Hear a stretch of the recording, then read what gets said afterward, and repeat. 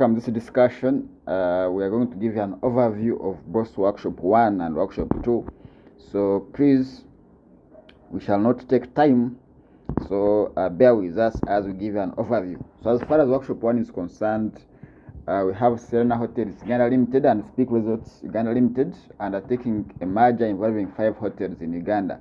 Serena owns and operates Serena Hotel Kampala and Serena Kigo, although the premises of Serena Hotel Kampala are owned by Cementas Limited.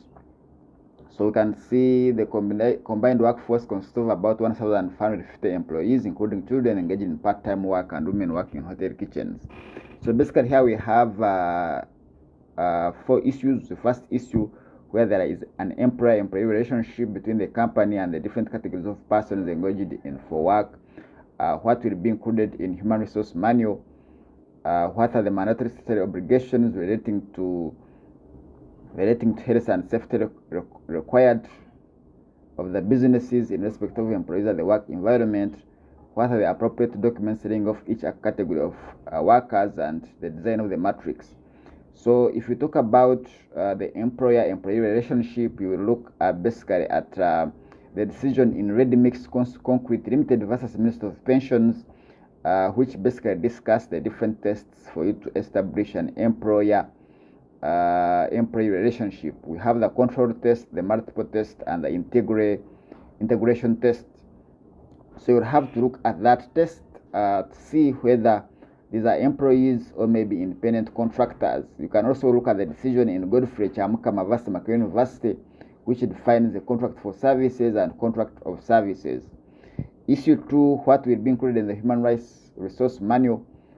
Here, the Human Rights Resource Manual basically includes recruitment and selection, employment contracts, probation, child labor compliance, disciplinary procedures, grievance handling, and other child labor issues. So basically, when we talk about human resource management, we are looking at the department which deals with employees from recruitment, motivation, and also expiration of contract. Issue 2, mandatory statutory obligations relating to health and safety requirements.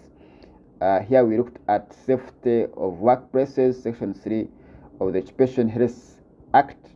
So this part is governed by Occupational Safety and Health Act Capsule 2.1, and also the Constitution Article 39, right, a clean and healthy environment. So you look at section 13 of the Occupational Health and Safety Act. You look at section 48, which provides for sanitary conveniences, section 49, adequate supply of wholesome drinking water, and section 54. Then the other issues about what are the appropriate documents laying off each category of workers. Section 57 of the Employment Act gives us on notices to be given to different people according to how many years they have worked. So you look at section 57 of the Employment Act, it gives you the notice period. And here we shall draft a notice of termination due to redundancy. Issue 5, what's the design of the matrix? So basically the matrix has compliance area, legal requirement, applicable law, and required action.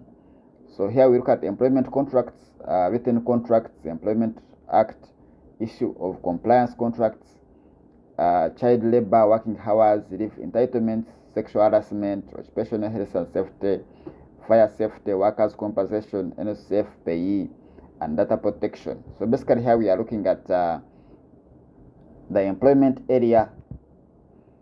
We are looking at legal requirement, applicable law, and required action. Then task 2 basically deals with procedure steps to be taken to have a lawful conclusion in the challenge above. You look at basically schedule 2. Schedule 2 has the procedures for disciplinary procedures of the Employment Act. First, management should secure and preserve the CCTV footage. Employees should then be issued with written notices, and thereafter a formal investigation should be conducted. But you look at the schedule 2 of the Employment Act. The necessary document, we have a notice of investigation, which we issued, and a notice of disciplinary hearing. Those are the documents we drafted. What are the appropriate letters communicating manageable decisions? We have a letter to James Wakori, and also a letter to Calvin Matu. Termination, it's a termination of employment. Then task 2, we have following the merger of Serena Hotels Uganda Limited and Speak, the labor union shall arrange the exercise, alleging that excessive employees were laid off, some workers were unfairly targeted, the process was rushed. So here we looked at whether the employees have any entitlements, and here you can look at section 57 of the Employment Act, which provides for payment in lieu of notice. We have section 53, certificate of service, section 60, surveillance pay, and section 86. What allegations of malice by the employees are valid? We look at Article 28, fair hearing, and 21. Whether the process was rushed, here we also look at Article 28, right, a fair hearing. Then what process would employees have to undertake to have their grievances adjudicated? Of course, you have a right to join a trade union under Article 47 of the Constitution, Article 29, but also when you look at the Labor Disputes Arbitration and Settlement Act, Cap 227, we see Section 3 and Section 4, which basically provides for arbitration and then referring the matter to the labor officer and appeal rights to the Court of Appeal and the Labor Arbitration and Settlement Act. Then we look at Q sourcing, or what we call Q sourcing limited, or what's the most effective way of S&C engaging in Q sourcing. This is task 3.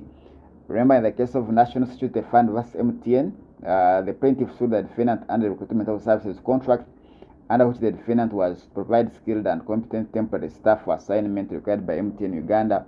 So the most effective arrangement is labor outsourcing. So labor outsourcing is basically where you go into other sources and you get employees. For example, assuming that LDC wants to employ askaris, LDC does not directly employ askaris. So it goes to an external company and provides police officers or maybe askari. So that's called outsourcing, and you can see the case of National Social Security Fund versus MTN and Unisys. What proper due diligence? Of course, you have to look at, of course, the prices, the experience, among others. What's the appropriate contract? Here we drafted a call center services outsourcing agreement.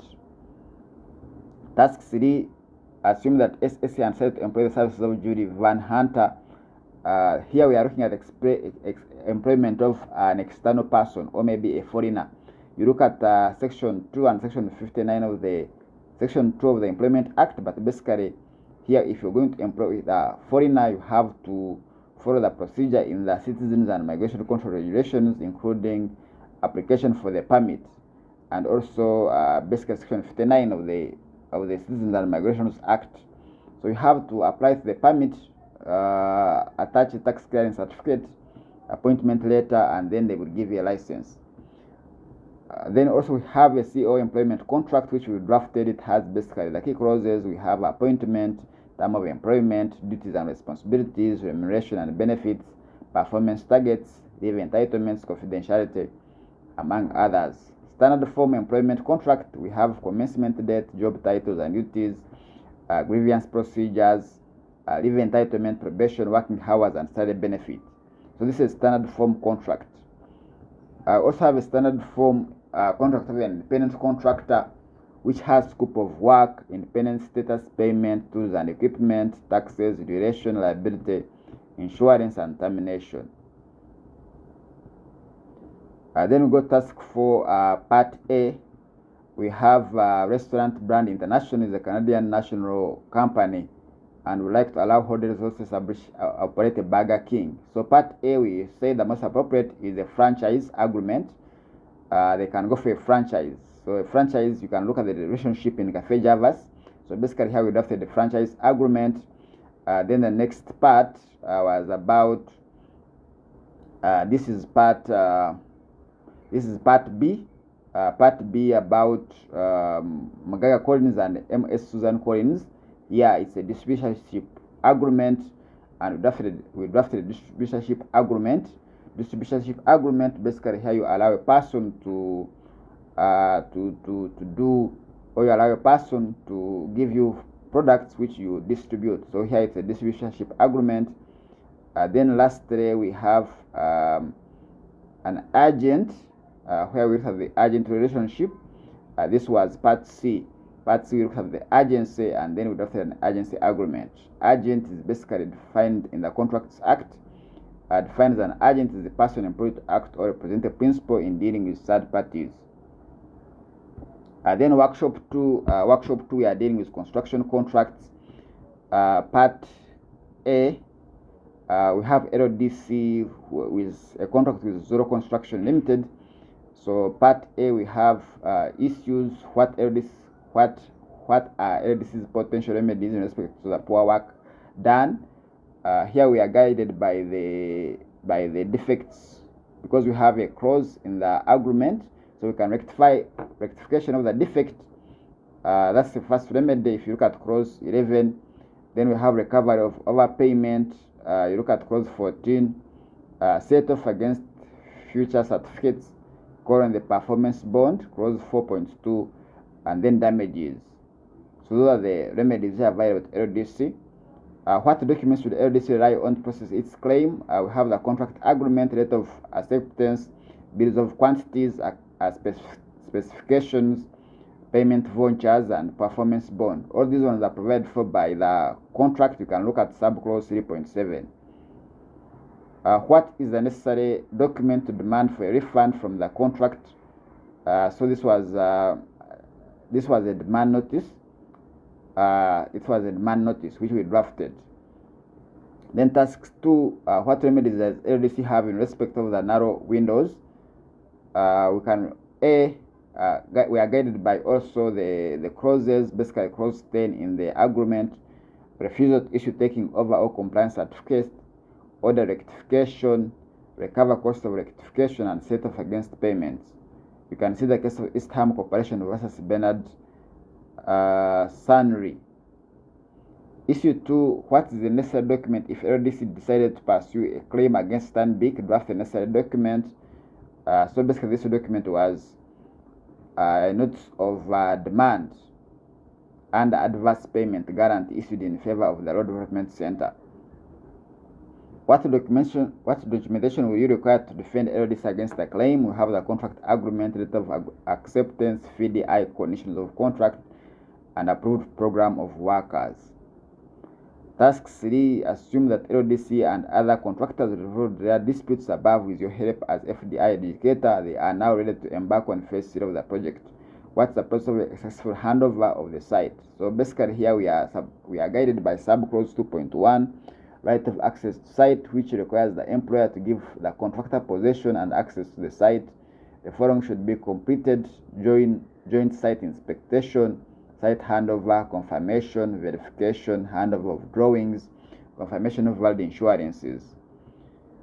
What policy will you expect from ZCR covering all the risk? We have permanent works, temporary works, construction plan, third-party liability, personal injury, and death. What critical clauses will you look out for in the policy? Insured risk clause, third-party liability clause, cross liability clause, subrogation clause, and indemnity clause. Then part 4, we have in the event where that a reckless driver of Ojok driving a truck which he owns was passing by LDC, lost control, and knocked and damaged part. So here the issue for is what's the appropriate communication from Jubilee to Mr. Ojok. So this will be a remand for recovery of garnishing 60 million arising from the damaged LDC construction work. Then what advice would you give the contractor, assuming further the cost of repairs was garnishing 17 million? Should claim the balance from Ojok, claim under the insurance policy, recover consequential losses. We have the case of Castellin versus Preston. Task 4, Part C, upon completion of LDC multipurpose project or completion, services were issued by the supervising architecture. LDC intends to engage fine tech solutions. So basically here we are looking at what we call a service level agreement. What's the necessary document to enforce the rights of LDC? Notes of breach. What is the appropriate notice for the director sent to CTL? Notes to remedy persistent service failures. That's basically the notes we sent LDC. And basically that is it for the workshop. That's basically what we shall be looking at. So here we are dealing with construction and employment law. We wish you success in your IA.